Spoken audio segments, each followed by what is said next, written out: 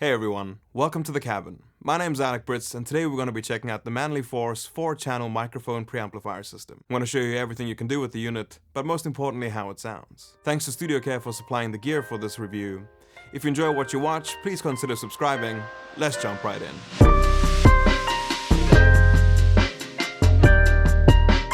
The front of the Manley Force presents you with 4 microphone preamplifiers. You know that they're numbered because there's this cool little detail of little dice style numbering. We have our metering over here. Then we have a high and low switch. When it is depressed, it is in the low function. This gives you 40 decibels of gain. When you press it in, it gives you 50 decibels of gain. Inside of the unit there is an internal jumper. By pressing that and pressing the high, that will give you 60 decibels of gain, but of course that will also increase the inherent noise floor of the unit itself. We have 120 Hz low cut, phase flip over here, and then we have 48 volt phantom power. We have a direct in. As soon as you plug in a jack to this, then it will bypass the microphone preamplifier circuitry, and it's a 10 mega ohm input in the front.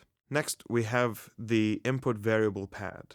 Do not think this is a gain. The more you turn it down, the more you are attenuating the signal. All 4 of the channels are exactly the same, and finally we have our power button on the side. When you turn the unit on, this little light flashes a little bit, and after 30 seconds, the unit is heated up and ready to go. On the rear of the Force, as you can see over here, it can accept from 90 to 254 volts, so you have absolutely nothing to worry about wherever you plug this thing in. Then we have the 4 input and output XLRs down here. Everything feels very solid, and as you can see over here, this is handcrafted in the USA, and the build quality is absolutely spot on. When you mount this inside of your rack, make sure to keep just a little bit of space above it so that the unit can breathe. Because of the valves inside, there is quite a bit of heat generated. Now you get to hear how this microphone preamplifier sounds in its entirety. At the end of the video, after the review section, you will also be able to hear the isolated stems. I hope you enjoy, and I'll see you at the end with my thoughts.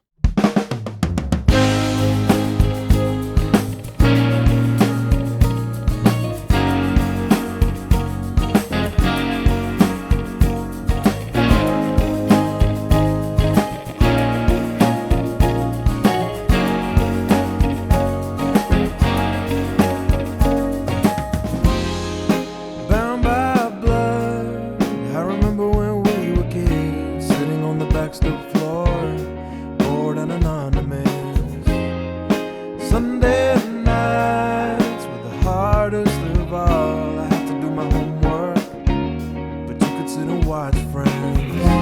Look at you now, you're the family man with the most beautiful heart.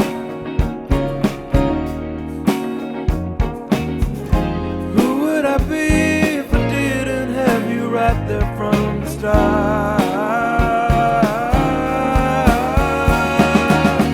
When I'm dark and cold and the ceiling starts to fall, I need you, brother. I need you, brother. Oh, well, when I fall, you always pick me up. I need you, brother.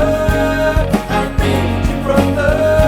Oh, well, oh, well, I need you, brother. I need you, brother.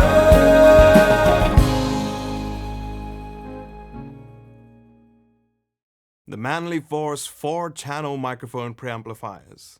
4 valves and 4 big old Manley transformers to color my sounds. I love this device.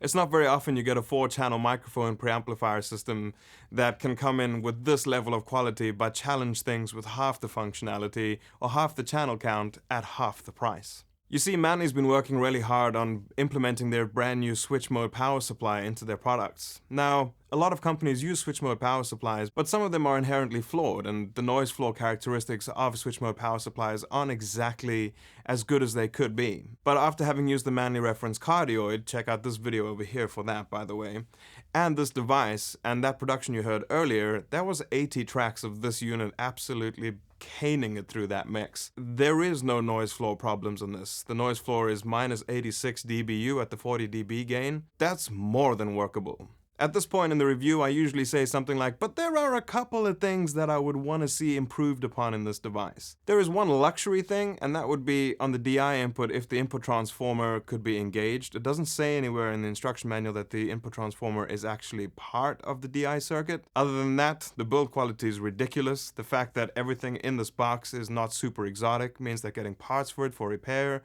and maintenance for a long time in the future is no issue. It feels overbuilt, and you know, small little details like those dice things I showed you earlier, Manley's team and attention to detail is always spot on. I would have absolutely no problem recommending this device to anybody, even in a studio like this where there's a bunch of mic pre's and a console behind me. This would be such a lovely thing to be able to offer that color and that flexibility at an affordable rate.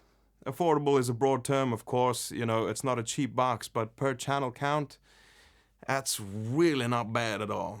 Thank you guys so very much for watching. If you have subscribed to the channel, thank you so very much for doing so. If you would like to subscribe or share any of this content, please feel free to do so. We're nearing up to 3,000 subscribers at this point, and I would really like to get to 5,000 in the next couple of months. I really appreciate you guys supporting the channel, and I'd like to kind of make this my full-time job. Most importantly, I hope that you're all looking after yourselves and you're being kind. I'll see you in the next one.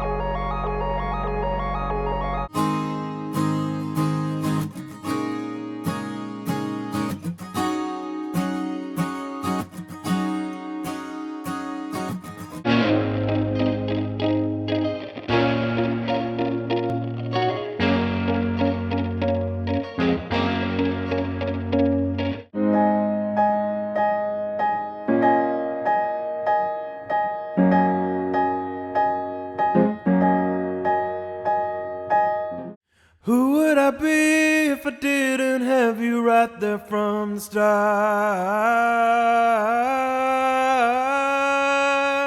When I'm dark and cold and the ceiling starts to fall, I need you, brother.